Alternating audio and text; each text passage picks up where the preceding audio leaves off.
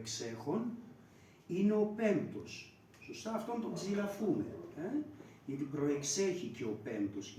Έρχεται, λίγο πιο πολύ, δεν είναι? Άρα από τη λαγώνια κορολοφία, τι κάνουμε παιχταρά μου? Τώρα πήγες κάτω, βγήκες στον πέμπτο, θα σε βοηθάει, πάμε να το κάνουμε στην Ελένη. Έτσι πάει. Ναι, πολύ καλά. Απλώς λέω πώς βρέθηκες εδώ, πάμε να δούμε αν θα το ψηλαφίσουμε. Γιατί με την αντίστοιχη είναι και εδώ. Ναι, πολύ σωστά. Πολύ σωστά. Πάμε να τα βρούμε στο σώμα.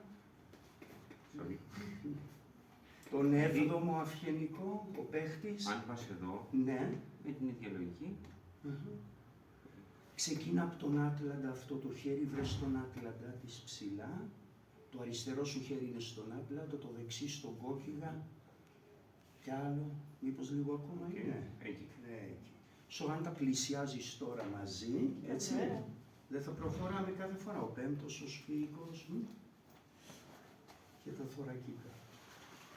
Η μόνη διαφορά είναι ότι αν βγεις προς τα έξω να βρούμε τη λαγώνια κορολοφία, ναι, είσαι από πάνω. Ναι. Και έρθεις ευθεία, κάπου 4 είσαι. Ναι. Λίγο, κάπου εδώ στην περιοχή θα είναι για τον 7ο αυγενικό. Ο οποίος για ψηλάφισε να που θα είναι.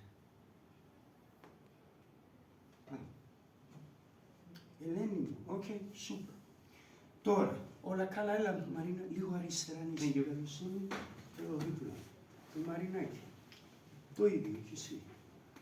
Ο Άτλαντας, πιο ψηλά, μόλις από κάτω, το βαθούλωμα. Όχι. Εκεί μέσα, τον κόκκιγα δεξιά. Οπότε για πόνο εδώ, τον κόκκιγα. Για πόνο εκεί, απάνω, και πλησίασε τα χέρια σου σιγά σιγά, παλάμι, και τα δύο. Παλάμι. Είναι οι σύστικες περιοχές. Εγώ μαζί.